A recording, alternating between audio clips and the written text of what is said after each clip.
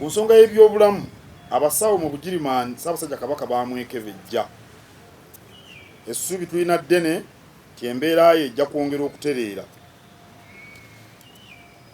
Kyokka ffenna tusaana okujjukira nti obulwadde tebuba nga njala. Omuntu alumwa enjala bw'afuna emmere ng'alya, ekiddako enjala ng'ewona. Obulwadde kumpi bwonna buwona mpola mpola. Ekikulu kye njagala okutegeeza Obuganda kiri nti ensonga z'obulamu bwa ssemunywa bulijjo zikwatibwa mu ngeri ya buvunaanyizibwa. Ffenna tusabe Katonda awa abasawo abaakuno n'ab'ebweru omukono oguwonya, kyokka embeera eyongera kutereera. Wenjogerera ateredde Ntende mu lubiri lwe alamula Obuganda nga 11 Augusito omwaka guno nategeeza Obuganda nga Ssaabasajja Kabaka bwe yali agenze mu Bugirimaani. Ekyamutwala zaali nsonga bbiri: okusisinkana bannamikago be tukolagana nabo mu nsonga z'emirimu gy'ekitongole kya Kabaka Foundation. Annyimiridde ku kkono y'Oweekitiibwa Christopher Bwanika, Ssaabawolereza, naye ate y'omu ku baddukanya ekitongole kya Kabaka Foundation. Ensonga ey'okubiri Kabaka eyamutwala kwali okwongera okwekebejjebwa abasawo. Nina essanyu okubategeeza nti olugendo luno ekitongole kya Kabaka Foundation kiruganyuddwamu kinene. Mu bbanga ttono ng'obukwakkulizo bw'omuggalo gwa Lumimamawuggwe gwongedde okutoolezebwa oba okukendeezebwa, mujja kulaba emirimu gy'ekitongole nga gyeyongera naddala mu nzigotta. Bannamikago basuubizza okwongera obuwagizi bwabwe ku ludda lw'okujuna abaana n'abavubuka ababeera mu nzigotta. Simanyi oba abantu bamanyi nti abaana bangi abalabibwa nga bataaya mu kibuga basula mu nzigotta. Abaana abo tebagenda mu masomero era bettanira emize egittattana obulamu bwabwe.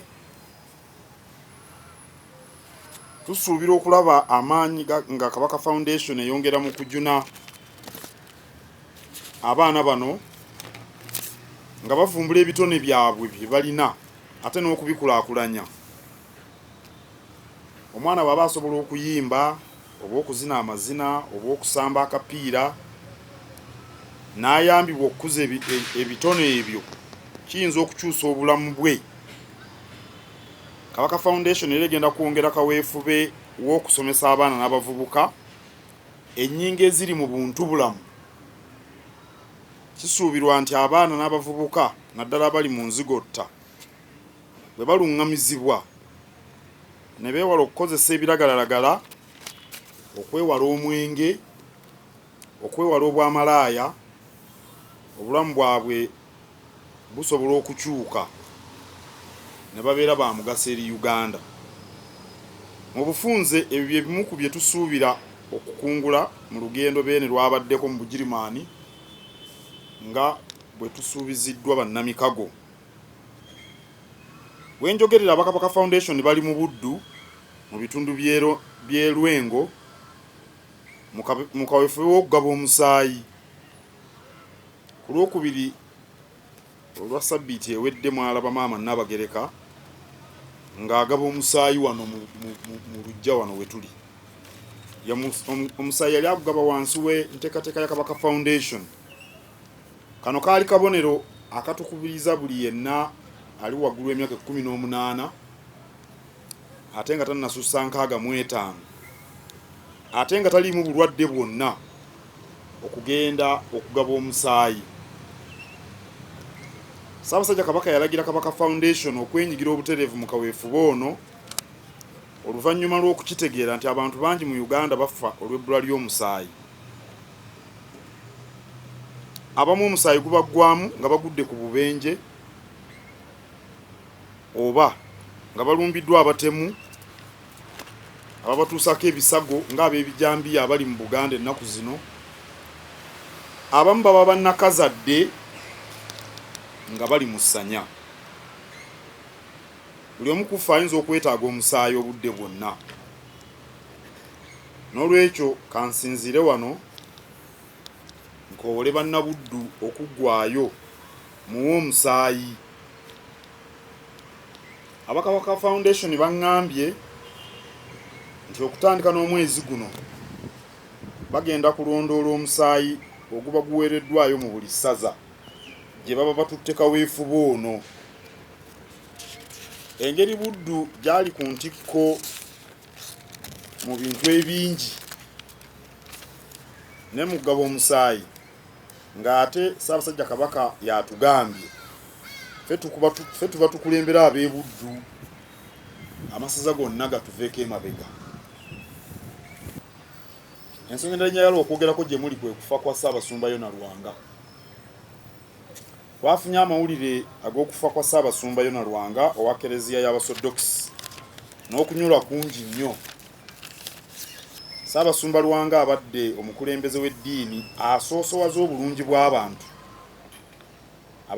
abadde alwanirira eddembe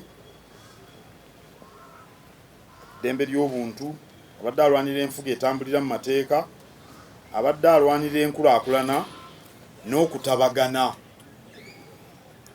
Ssaabasumba Yona Lwanga abadde yenyumiririza nnyo mu nnono n'obuwangwa bwa Buganda, kyokka ate nga yeeyagalira bulungi mu nsi ye Uganda.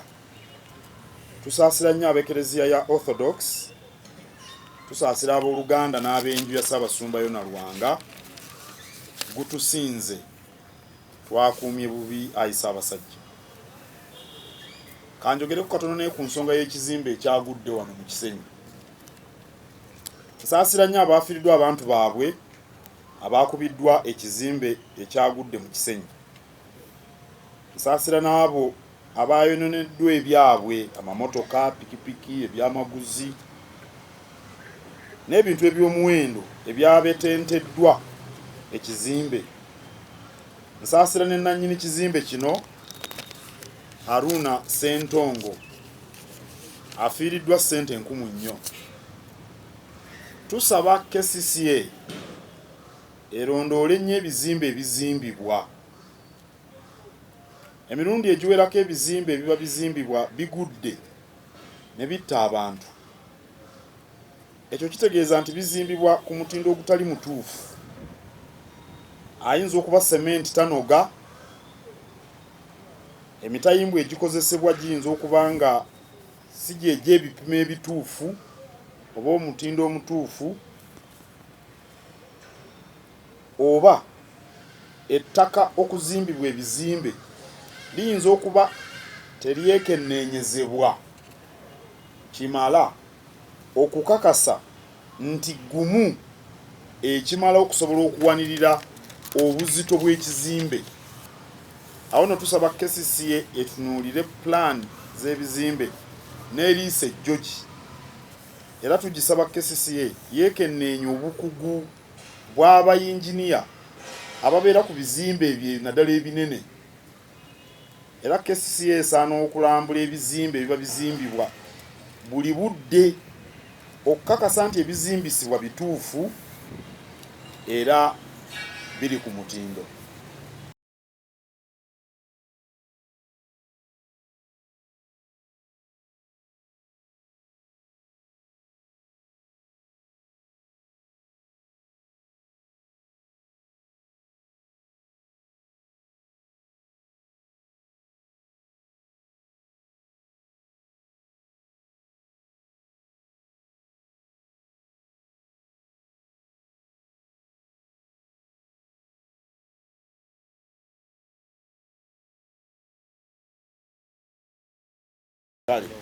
Thank you very much. Katonda abakuume.